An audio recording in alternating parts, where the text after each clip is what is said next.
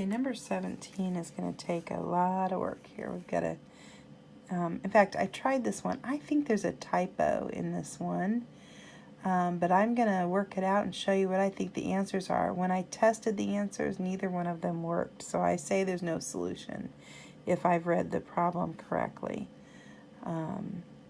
Sometimes with the program that makes these papers, we have to adjust the exponents. I'm not sure if this, the way it was typed, it made me think that they meant to have the cube root, but when I tried to work that out, it worked out very messy. So I'm going to work it out as a square root as it's written, and you'll see that when we come up with the answers, I tried to check them both, could not come up with a correct answer. So let's just assume there's no solution, but I'll show you how I worked it. We want to get the radical isolated, so we're going to get it alone. We're going to add 1 to both sides. So we have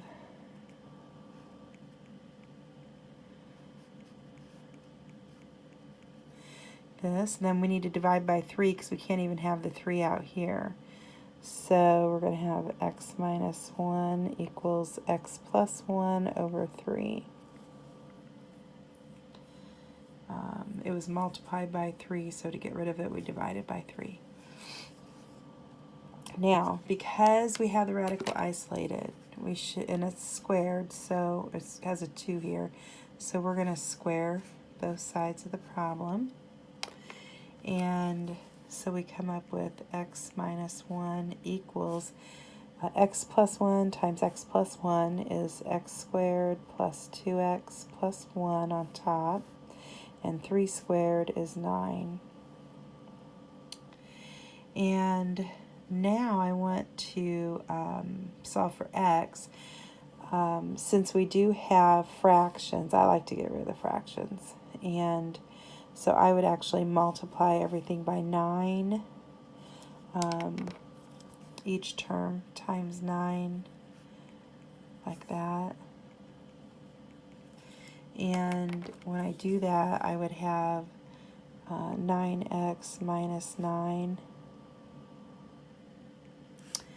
equals, and then here these 9's cancel out, so what we have left is just what was on top there.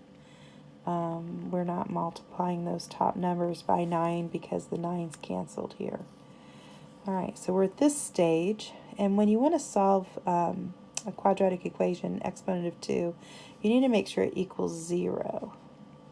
So we're going to subtract 9x from both sides, and we're going to add 9 to both sides.